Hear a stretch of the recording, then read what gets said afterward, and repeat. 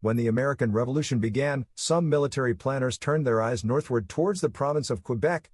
The rationale was that the formerly French province, then in British hands, would welcome the Americans and support them in their revolt. The idea of a 14th colony rebelling against British rule was appealing. Ethan Allen's seizure of Fort Ticonderoga opened a river highway into the heart of Quebec. American generals lobbied Congress to authorize an invasion which would gain an ally, threaten the position of the Indians in New England and New York, and secure America's northern boundaries. Congress was persuaded, and gradually a two-pronged attack on Quebec was planned. On the maps it looked to be simple. One army was to advance from Ticonderoga, capture Montreal, and then drive on the citadel of Quebec. It would be joined by another, which would move by boat up the Kennebec River through the Maine wilderness. The Continental Congress invited leading French Canadians to join in the attack, and when no reply was received, authorized the Continental Army under Philip Schuyler to advance into Quebec from Ticonderoga. Washington was convinced to send the second force via the Kennebec by the man who commanded it, General Benedict Arnold. The British prepared for the invasion during the summer of 1775. The British commander in Quebec was General Sir Guy Carleton, who led a small force of British regulars and militia, following an American raid on the fort at St. John's, which protected Montreal. Carleton began recruiting militia units to augment his forces. He found the French Canadians not much interested in supporting him either. Benedict Arnold and Ethan Allen commanded the American troops at Ticonderoga and Crown Point, which Carleton learned numbered about 1,000 men. Carleton also negotiated with the Native American tribes, chiefly the Iroquois, Mohawk, and Huron, receiving promises of support in the event the Americans invaded Canada.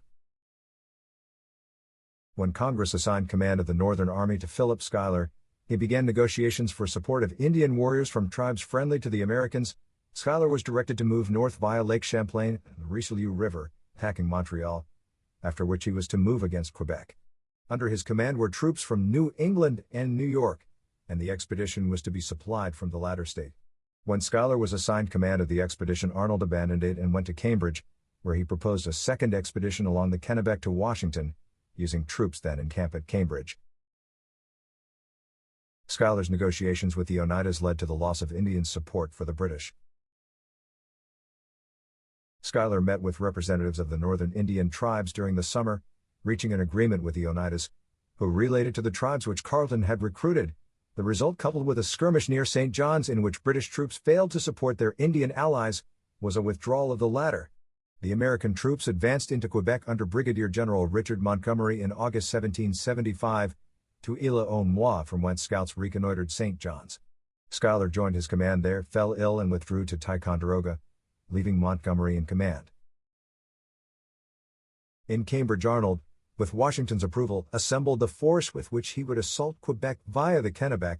A force of 1,100 men, included New Hampshire troops under Henry Dearborn and Daniel Morgan's Virginia riflemen, were assigned by Washington to the expedition. Arnold's detachments sailed from Newburyport to Fort Western on the Kennebec, near what became Augusta, Maine. There Arnold was to be equipped with bateaux, large flat-bottomed boats, as well as accurate maps of the rugged country he was to traverse. The expedition was to travel by water, across a difficult portage, and back to water for the approach via the Chaudière River to the St. Lawrence and Quebec. Arnold's expedition was beset by spies and Loyalist sympathizers. Arnold's maps were provided by a surveyor from Gardnerstown named Samuel Goodwin. Goodwin was a Loyalist, and the maps he provided were misleading. They were prepared with inaccurate distances described between certain points. They omitted or misplaced several important landmarks, by which Arnold could ascertain his whereabouts during the advance. They also provided incorrect routes through the swamps, which the expedition later encountered. Arnold's departure from Newburyport was also noted by Loyalist sympathizers, and before the expedition departed up the Kennebec their movement was known by the British, who accurately surmised their destination. The bateaux which had been ordered earlier in the summer were not ready in sufficient numbers for the force to depart. Those that were had been constructed of unseasoned wood and leaked badly. During the movement up the river, leaking boats imperiled the supplies of food and gunpowder carried within. They were also smaller than Arnold had specified in his orders. The expedition was delayed while the needed boats were completed, and the haste with which they were built was reflected in the poor quality of their construction. On September 25, Arnold and the full expedition departed for the settlements furthest up the Kennebec, with some traveling overland and the others with the supplies in the bateau. Arnold's problems continued as the expedition moved upriver. Arnold's men reached the area of Norridgewock Falls, where the last settlements on the Kennebec were found on October 2, 1775. By then the bateau had revealed their shortcomings. Much of the food they carried was rotten from being continuously soaked, as were items of clothing worn by the men. Night temperatures had dropped to near freezing, and the cold, wet and hungry men were prone to illness, including dysentery. It took the army a week to carry the boats and supplies across the portage around the falls. Dragging the bateau across the portage further weakened the poorly fed troops. Once across the portage, the expedition headed for the next one, described by the name by which it was known and marked on the maps, the Great Carrying Place. Arnold and his men mostly assembled near the portage on October 11, after several days of heavy autumn rains. The rains not only increased the misery of the men. The Great Carrying Place was a sea of mud when they arrived, which made the bateau difficult to drag or carry. Feet slipped or were sucked into the deep mire, fingers were smashed by the slipping boats, bones broken. As the men pushed forward, the cold rains turned freezing, supplemented by snow, and conditions continued to worsen. The Great Carrying Place nearly destroyed the expedition.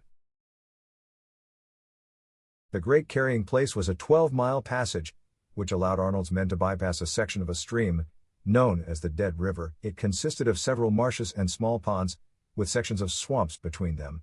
The ground was so wet that the men spent the night sleeping or trying to sleep in the branches of trees. Morgan's riflemen attempted to keep the expedition in game for sustenance, the supplies of food by then nearly exhausted. The abundance of water was stagnant, and men who drank it were severely sickened. Many turned back to die in the wilderness. Others died as they continued to move forward. By October 16, Arnold's men, or what was left of them, reached the navigable section of the Dead River. Contrary to its name, the river was flowing swiftly, and the leaky bateau had to be pulled against the current by mostly ill-weakened men. By the time the river was reached, the expedition was officially on half rations, though in reality there was very little to eat. Several bateaux overturned, ruining what little remained of the food. Arnold decided the expedition would continue. A hand-picked party of men was dispatched ahead of the main body to the French-Canadian settlements on the Chaudière, in the hope food could be obtained. The aftermost units of Arnold's column turned back. Montgomery moved against Montreal in November 1775. As Arnold and his men struggled in the swamps and bogs to the east, Montgomery began operations against the British position at St. John's. The Americans moved into positions which isolated St. John's from Montreal in mid-September. Several skirmishes occurred in the area between the British and their allied militias and the American troops, and the ring around St. John's steadily tightened throughout October.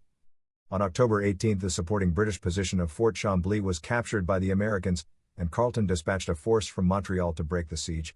On October 30, the relief column was repulsed. The Green Mountain Boys and supporting troops used British artillery captured from Fort Chambly to defeat the relief expedition. During October, as Arnold's expedition was weakened by loss of men, Montgomery's was reinforced by men arriving from Ticonderoga. By November 1, the British position at St. John's was no longer capable of mounting a defense against the stronger American force. The British surrendered St. John's on November 3, 1775. Though the siege was successful for the Americans, its length delayed the attack on Quebec. Montgomery was forced to consider wintering at St. John's or continuing to advance on the citadel. He chose to advance. Carleton abandoned Montreal without a fight. The loss of St. John's led to the desertion of nearly 500 of the militia upon which Carleton had hoped to rely for his defense of Montreal. Carleton had at his disposal a small fleet of vessels, with which he could move men and supplies. Following the surrender of St. John's, Montgomery occupied positions along the St. Lawrence River, where the local French Canadians welcomed his troops with enthusiasm. When the Americans placed artillery in positions which threatened Carleton's shipping and his escape route, the British commander decided that Montreal was indefensible with the forces at this disposal. On November 11, he abandoned the city, withdrawing to Quebec. While at Montreal, Montgomery's army was reduced due to the expiration of the enlistments of many of his men.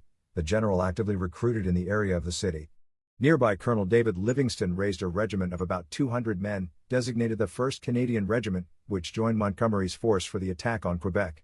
By the time Montgomery was ready for the assault on Quebec, he had roughly 500 men, leaving another 200 to garrison Montreal when he advanced. He also had word from Arnold of his expedition moving forward. On November 19, the remaining British ships below Montreal surrendered to the Americans, and the way to Quebec was opened. Arnold's men resorted to eating shoe leather and whatever else they could find. As Arnold's remaining men struggled through the swamps towards Lake Megantic, what remaining food supplies they had were exhausted. Henry Dearborn had brought with him a dog, his prized Newfoundland, which became food for some of his men. Dearborn described the event in his diary, as well as noting that he had agreed to it only because the dog was starving to death too. According to the diary entry, the dog's bones were retained to boil into a broth for later consumption. By the time Arnold reached Lake Megantic, he could attest to the inaccuracies of the maps which the men had followed, and he sent word back to the unit still struggling in the swamps of the correct passage. By the end of October, Arnold established contact with French-Canadian settlements, which sent what aid they could, and sheltered the sickest of the expedition as they arrived. On November 9, Arnold's advance parties reached the banks of the St. Lawrence River across from Quebec. By Arnold's reckoning, the journey had been just over 350 miles. When he and Washington had planned the route, they had been led to believe it was just over half of that distance. It was one of the greatest achievements of military history that any of the men completed the march. About 500 did not. Arnold encamped at Point Levi with 600 tired, hungry and severely weakened men. Quebec was lightly defended when Arnold's troops arrived. Two ships of the Royal Navy were in the St. Lawrence River at Quebec, HMS Lizard and HMS Hunter. HMS Lizard was a frigate which mounted 28 guns, which was exactly 28 more than Arnold had. Hunter was a smaller vessel, though under the circumstances equally formidable to Arnold. Both ships blocked the Americans from crossing the river to the Quebec side, a passage of about a mile. The American general made contact with a New Jersey-born mill owner on his side of the river to explore the ways and means of getting his men to the Quebec side. On the night of November 13 to 14, the mill owner John Halstead and Arnold moved his troops to the other side, escaping the detection of the British ships. Once Arnold was across, he digested the information provided by Halstead regarding the British defenses.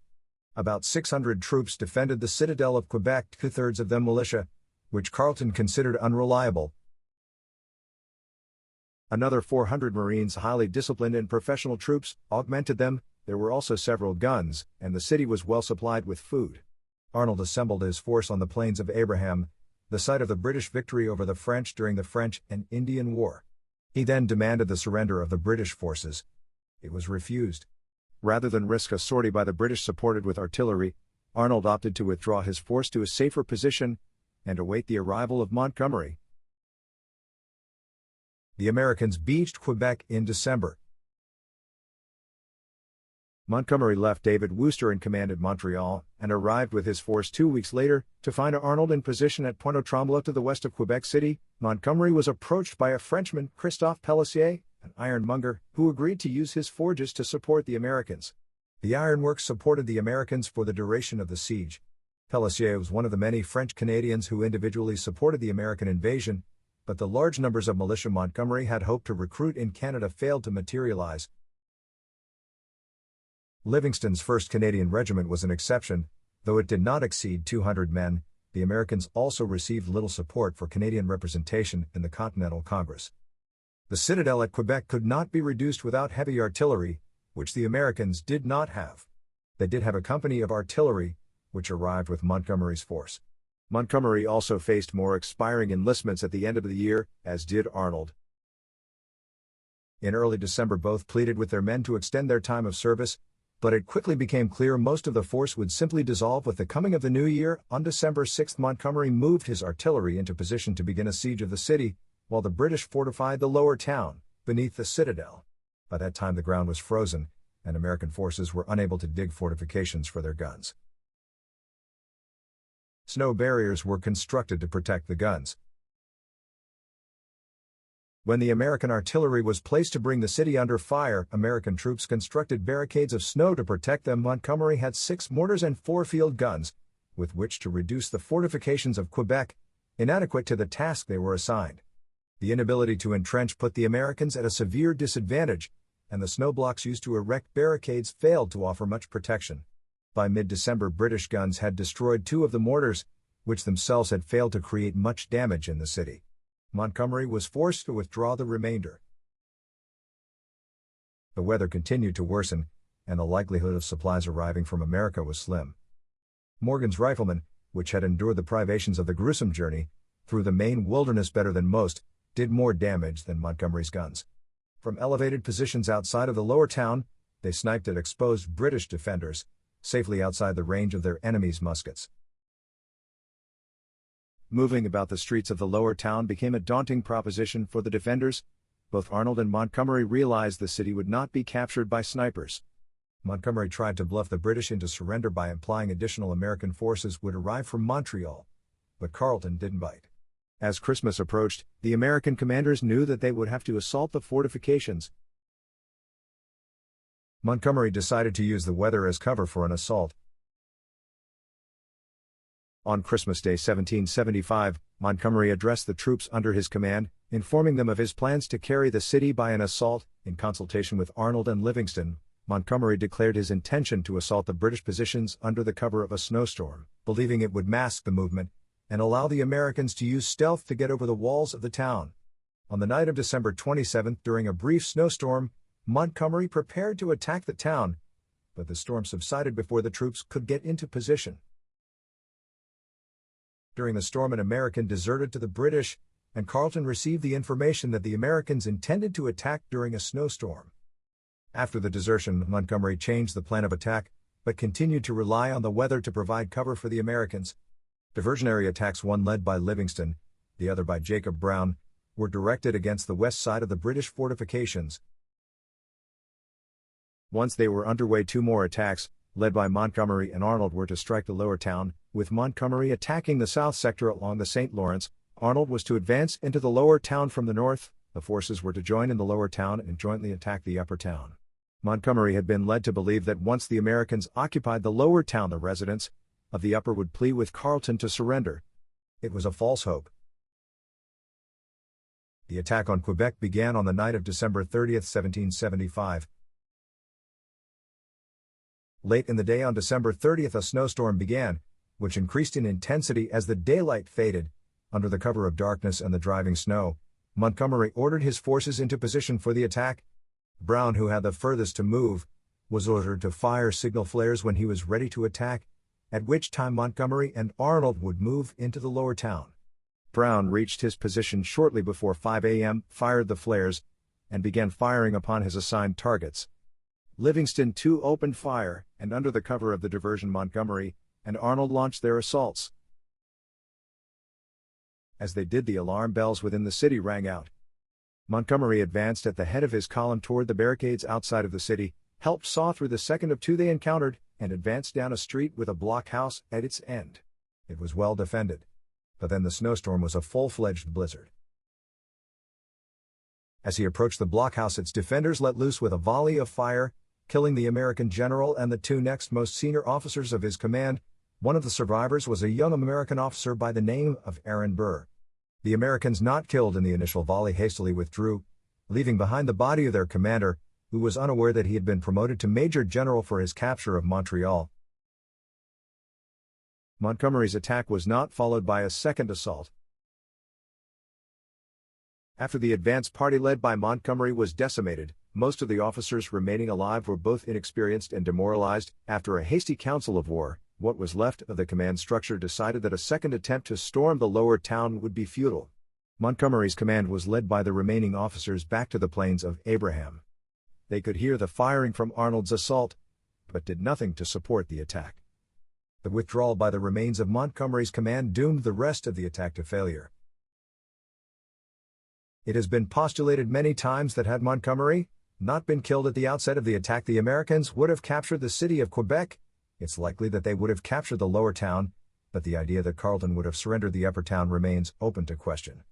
Montgomery's death certainly contributed to the American defeat, but speculation that his survival would have led to victory is specious. The attack failed due to a spirited and well-managed defense of the city by militia, Marines, sailors, and the small contingent of regulars, coordinated by Carleton. Arnold was wounded early in his attack as well. Benedict Arnold's attack included the Virginia and Pennsylvania riflemen, Continentals from New England, and French, Canadian, and Indian allies. They succeeded in breaching the walls and entering the lower town, where they encountered a maze of streets, many barricaded. Arnold was wounded in the leg early in the attack and carried to the rear. Leadership fell to Daniel Morgan. The Americans penetrated deeply into the town, taking prisoners and overwhelming the defenders despite coming under heavy fire. The blizzard continued, the cold wind numbing fingers as they struggled to load weapons. The snow also dampened gunpowder, and loaded weapons failed to discharge. Morgan and his men became trapped in the city, unable to advance or retreat, and Dearborn's troops were blocked from relieving them. Gradually, the Americans were overwhelmed. Morgan was forced to surrender to save his remaining men. Dearborn did the same. The rest of the attack slowly wound down. By 10 a.m. the battle was over, after the British attacked the American battery outside the walls of the city, capturing it and returning unscathed. The Americans remained to blockade Quebec through the winter. The battle had been an unmitigated disaster for the American forces. Montgomery was dead. Morgan and Henry Dearborn were prisoners inside the citadel. Arnold was severely wounded but determined to remain at Quebec, with what few troops remained. Many of the Americans, their enlistments over, simply left for home. Arnold sent requests for reinforcements to several of his superiors, including Schuyler in Washington, but there were none to be had. In Philadelphia, Congress ordered the states to raise new units and that they be sent to Arnold in Canada, and slowly a trickle of men began to arrive to join his tattered band. Arnold was forced to buy supplies with which to feed and clothe his army from local citizens, and by late winter he was out of hard money. The locals mistrusted his paper. Smallpox appeared in his army. In the closeness of camp in winter quarters it was difficult to control its spread. In April Arnold was relieved by David Wooster. Arnold assumed command in Montreal, from whence he lobbied for reinforcements and a resumption of the attack on Quebec when the weather allowed. There he also found that Wooster had established an anti-Catholic military control of the city, which alienated the local population and erased the former support for the Americans. Congress sent a commission to Montreal after Arnold arrived. In April 1776, 3 members of the Continental Congress arrived in Montreal, hoping to undo the damage from Wooster's administration of the city. One of the members was Benjamin Franklin. Another was the Catholic Charles Carroll of Maryland. They learned that Wooster had run roughshod over the citizens of Montreal, imposing taxes on churches and closing several. The commission was supported by John Carroll, a Catholic priest and founder of Georgetown University, who attempted to persuade his fellow priests to support the American cause, but the damage done by Wooster had been too severe, and there was little love remaining for the Americans. The commission had Wooster, then commanding at Quebec, replaced with General John Thomas and returned to Philadelphia. Having failed in their mission, Thomas arrived at the American lines before Quebec in late April. He adjudged the American position untenable when British reinforcements arrived during the first week of May. Carleton used his larger force to march out of the city and confront the Americans in May, while the latter were already in the early stages of a planned withdrawal to Montreal. From there, Benedict Arnold organized the rearguard activities as the remnants of the American army withdrew, back the same way the troops under Montgomery had used the preceding year. Carleton punished the French Canadians who had aided the Americans. The American retreat was kept from being a rout only by the exertions of Arnold in covering the withdrawal. After departing Montreal, the army fell back through St. John's to Isle-aux-Noix on the Richelieu River. The American army was by then ravaged by smallpox. Hundreds died of the disease during the retreat, including General John Thomas. By June 1, more than 9,000 British troops and Hessian mercenaries had landed at Quebec, under the command of General John Burgoyne. Many of them were housed in the homes of the Canadians, who had given aid to the Americans. Carleton punished the French Canadians in a variety of ways for the crime of aiding the Americans. He seized property, imprisoned some, and used others as forced labor. He also punished men of military age for failing to answer his calls for militia during the American offensive the preceding year. As the British counteroffensive began in the summer of 1776, French Canadians were used to build infrastructure for the army. The retreating Americans destroyed bridges, docks, and fortifications as they withdrew to the south. The British rebuilt them as they pursued. The Americans also destroyed young crops in the fields, to deny them to their enemy that autumn. The Americans retreated to Fort Ticonderoga. After resting for several days at Isle-aux-Noix, The remnants of the two expeditions, which had invaded Canada the preceding summer, withdrew all the way to Fort Ticonderoga. Abandoning Canada, Carleton decided to retake the fort, as well as the fortifications of Crown Point. By June, the Americans were within the two fortifications, and Carleton's vastly superior force was approaching from the north. Once again, Benedict Arnold rose to the occasion. Arnold ordered the creation of a fleet of gunboats on Lake Champlain to counter the British thrust down the lake. Carleton's army of 9,000 troops paused at St. John's until control of the lake could be established. Arnold built his fleet largely from the boats he had commandeered on the lake and rivers. As the Americans withdrew during the summer, the absence of boats made the British halt their advance, while they built a fleet of their own. The rest of the summer was spent as the two sides readied for a naval action on the lake.